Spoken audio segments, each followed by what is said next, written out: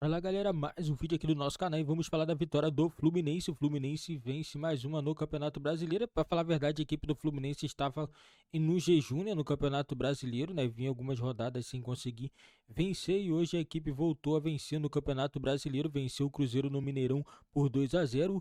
Ganso e Cano foram os autores dos gols da equipe do Fluminense hoje diante da equipe do Cruzeiro, galera. E vamos acompanhar mais um debate aqui do programa Linha de Passe, falando tudo sobre esse jogo entre Fluminense e Cruzeiro, né? Cruzeiro e Fluminense. Cruzeiro veio muito bem também, né? A equipe do Cruzeiro vinha embalado no campeonato com 3 vitórias seguidas e hoje volta a perder no campeonato para a equipe do Fluminense, né? A equipe do Cruzeiro ainda é quarto colocado com 9 pontos, a equipe do Fluminense terceira colocada com 10 pontos. Galera, vamos acompanhar mais o Linha de Passe aqui falando tudo sobre esse jogo. Vou deixar o link na descrição também. Cresce direitos autorais e ESPN do Grupo Disney. Exatamente o contrário. Eu acho que, de alguma maneira, isso deve deixar o Fernando Diniz feliz também, embora, claro, a gente saiba que ele prefere o contrário. Ele prefere não perder, mas ele prefere mandar no jogo, ele prefere ter mais do que 52% de posse, ter 60%, 70%. Em 6 dias ele tem 3 jogos, né? Exato. Inclusive na terça-feira um Fla-Flu. Então, né, isso pesa um pouquinho. Tá vendo a diferença do primeiro para o segundo tempo? Primeiro tempo são 8 finalizações de cada lado. O Cruzeiro acerta uma, o Fluminense acerta 6 de 8. O primeiro tempo foi melhor. E faz 1-0 aos 43, faz 2-0 aos 54 já no segundo tempo. E aí você olha para o segundo tempo todo, é um Fluminense que começa com 9 minutos com 2-0 e o que vem depois é o crescimento do Cruzeiro que não havia na primeira etapa. Então a posse de bola do Cruzeiro no segundo tempo é 56, aumentou a posse. Finalizou 19 vezes o Cruzeiro só no segundo tempo. Só no segundo tempo foram 19. Acertou 4. O Flu, só uma. Chutou 3, acertou uma, que foi o gol. Então foi um Fluminense que sofreu, segurou as pontas. Soube sofrer, diria George. Eu não entendi. O Vitor Birner que O Birner mandou isso. O Birner criou.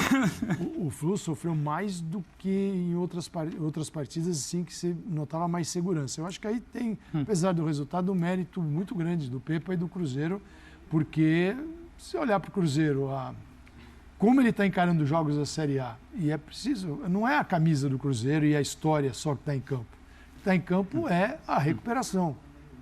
A recuperação que ela não é contratando jogadores assim, do maior nível possível. É trazendo um treinador europeu que é bom, o outro que foi ali no outro time do Ronaldo, né? Pro Valladolid. Valladolid, não, quer dizer, do Ronaldo para o Ronaldo. E também é uma oportunidade de futebol europeu, mas o trabalho é bom. Assim, dentro do que o Cruzeiro pode enfrentar. Você fala, poxa, mas perdeu mais um jogo? Perdeu, mas a possibilidade dele melhorar, eu acho que encarar adversários mais difíceis é grande com o trabalho, porque também é um time, mais um time. E por enquanto, essa é a característica do brasileiro, daqueles que estão se dando melhor. Quem corre tem resultado. Times que você começa, esses correm, aqueles não, e não é só correr a esmo, é dentro de uma certa ordem, saber o que está fazendo, né? Quando o time corre errado, a torcida aplaude porque tem raça, mas o time não faz nada certo. E nesse caso, a gente está falando daqueles que sabem o que estão fazendo, mas que todos participam. E está muito claro nesse brasileiro. Tem uma divisão aí, de quem está correndo e quem está assistindo. Quem está assistindo tem mais problemas. Eu acho curioso, porque a gente pega para ver, né? 2-0 Fluminense, a grande campanha, o futebol belíssimo que joga esse ano, o pênalti Cruzeiro perde. Só que eu acho que não tem muito o que lamentar. Eu achei um jogo muito digno, porque a maneira como o Fluminense tem que valorizar pelo que não conseguiu construir a partir de seu DNA, valoriza muito o que foi a atuação do Cruzeiro. E o Cruzeiro, como impõe dificuldades ao jeito dele, dentro da limitação dele, tem uma limitação, valoriza muito como esse Fluminense, de uma nova forma, cria. É um duelo interessante. É o Pepa. A gente debatia mais cedo qual seria o desenho do jogo. Eu falei que eu tinha muita dificuldade de prever, porque eu não imaginava um Cruzeiro se fechando para o Fluminense, porque não tem sido a característica do time do tipo do Pepa. Mas eu não esperava também um Cruzeiro tentando e travando tão bem o Fluminense. O Cruzeiro, o Calça, quando ele traz ali os números do primeiro tempo, o Fluminense cria mais, mas o Cruzeiro tira muito do Fluminense, tira de circulação, tira de velocidade, tira da criação da primeira para a segunda linha, da segunda para a linha de ataque. O Fluminense vai finalizar em lances pontuais, não naqueles que a gente está acostumado com a construção. Aí no segundo tempo, já com 2-0 no lombo, você tem que jogar. Aí já é muito difícil, porque o Fluminense também foi maduro ali. Como é que é? Soube sofrer, né? Diz Vitor Birner. O roteiro foi muito parecido com a estreia do Fluminense também em Minas contra o América. No primeiro tempo, o América apertou o Fluminense, colocou o Fluminense em dificuldade e o Fluminense ganhou aquela partida por 3-0, tanto que ele foi o líder ao final da primeira rodada, né? Pelo saldo de gols e número de cartões amarelos. Muito no contra-ataque. Você valoriza mais. Aliás, então, o América é mais isso, um jogo. Não vou entrar no América, mas o América foi isso em quase todos os jogos. É mais um jogo que você valoriza, porque é curioso, você não tem mais aquela coisa do Diniz só vence assim. Se não for assim, ele vai tomar de 4. Não. O Diniz vence assim, o Diniz vence de outro jeito, o Diniz conseguiu minimamente se desvencilhar de um Cruzeiro dentro do Mineirão. Hoje teve até bola longa e evolução. Reclamaram, né? No começo do jogo tinha o Felipe Melo batendo tiro de meta. O Fábio ficava lateral do lado do Andrade. Ganso pisando na área. Lembra do Muricy cobrando? O Ganso tem que pisar na área.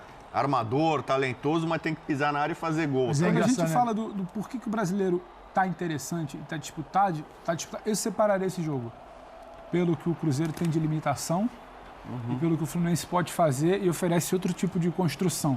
É por isso. Em qualquer outro cenário, a gente poderia estar aqui falando, poxa, o Cruzeiro é amassado pelo Fluminense. O Fluminense... Não. Foi um jogo muito interessante de se ver, porque eu acho que fugiu um pouco do que a gente poderia imaginar. Diniz, ele precisa de uma bola só, né? O Bubu falou do Ganso pisar na área, né? O Diniz conseguiu fazer o Ganso. O Ganso está sempre perto da bola. Ele está sempre perto da bola.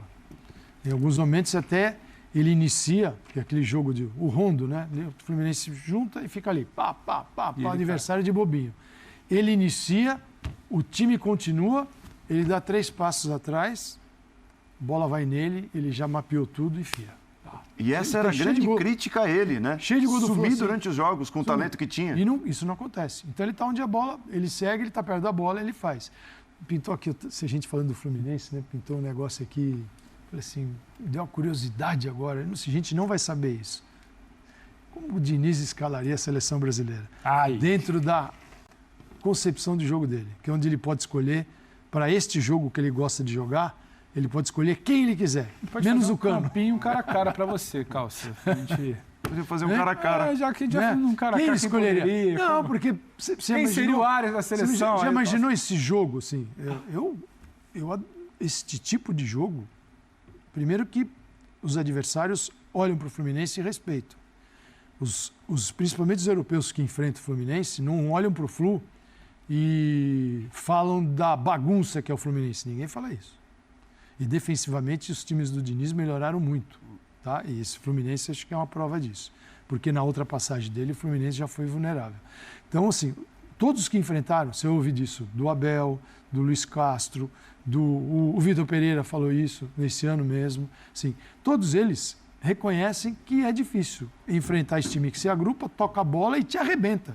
Porque assim, se ele só se agrupasse, tocasse a bola e não fizesse nada, pô, tá lindo. Mas ele vai lá e arrebenta o adversário. Então, fico pensando, né? Quais seriam esses 11 ideais, né? Acho que o André, que foi expulso hoje, estaria na volância, como gosta de dizer o Paulo André. Curiosidade, não tem nada a ver com o jogo, mas fica aí, faça seu exercício. O André que talvez seja... Mande para Paulo Andrade a sua lista. Mande. O André tá esse candidataço a melhor volante do futebol brasileiro, do Campeonato Brasileiro, sem dúvida nenhuma, mas ele não pode fazer o que ele fez hoje. O tamanho que ele tem, eu acho que agora também estou contigo. Já. E ele fez mesmo, não adianta dizer que não fez. Porque ele fez. E assim, isso eu acho que assim, a gente vai até discutir o pênalti, acho que a gente vai discutir, né, a penalidade e tudo mais. Tema. Só que assim, a questão é, se o pênalti é convertido, uma coisa é você ter 11 jogadores em campo, ainda mais com a capacidade que o Fluminense tem de reter a bola, tendo um número igual de jogadores do que o time adversário e tal.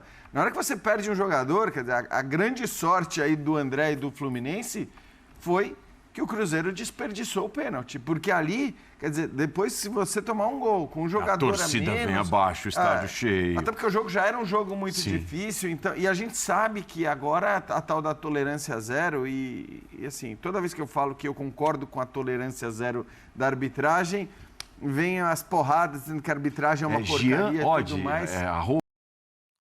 Galera, foi uma vitória difícil, né? Mostrou muita força desse time do Fluminense, né? Fluminense fazendo um jogo difícil. O Fluminense chegou a ter um jogador a menos no jogo, né? E a equipe do Cruzeiro desperdiçou um pênalti. Caso a equipe do Cruzeiro fizesse um gol, toda certeza que a equipe do Cruzeiro tentaria o empate ou até a virada, né, nesse jogo, mas o Fluminense foi muito bem, conseguiu segurar o jogo aí, vencendo por 2-0, né? E o Mineirão lotado, né, galera? Muita gente presente e apoiando o time do Cruzeiro, né? E ficou um pouco decepcionado com essa derrota do Cruzeiro para o Fluminense. O Fluminense é uma equipe muito forte, uma das favoritas ao título do Campeonato Brasileiro. Tem apresentado futebol muito convincente nesse início de temporada, né? E com a vitória, o Fluminense ultrapassou o Cruzeiro e vai dormir na liderança do Campeonato Brasileiro, né? Vai ficar secando amanhã o Botafogo, né? Botafogo perder e o Fluminense continuar na parte de cima também, né? E ter chance, né? Pra falar a verdade, não dorme na liderança. Quem dorme na liderança é o Palmeiras, né? A equipe do Fluminense vai ficando com 10 pontos, né? E vai torcer pro Botafogo não vencer para na próxima rodada conseguir ultrapassar, né? Pode ultrapassar até o Palmeiras na próxima rodada, né? Caso o Palmeiras perca e a equipe do Botafogo também perca, né? E já a equipe do Cruzeiro tá ficando na quarta colocação com 9 pontos, né? Mesmo número de pontos da equipe do Atlético Paranaense, né? Agora a equipe do Cruzeiro tem que ver o que errou e tentar melhorar para a próxima partida, né? E teve esse lance aí bem complicado, bate-boca entre Dourado e Bruno Rodrigues, né? Quem vai bater o pênalti? Acabou que a cobrança aí não foi feita, né? Perdeu o gol, né? Muito complicado essa situação quando tem dois jogadores brigando para ver quem vai cobrar o pênalti. O Dourado sempre teve histórico aí de ser um bom cobrador, não sei agora, né? Pelo jeito, né? Perdeu, né? Mas sempre teve um histórico muito bom em cobranças de pênalti, galera. E esse foi o vídeo do nosso canal. Eu vou ficando por aqui, valeu, fui, nos vemos aí no próximo vídeo.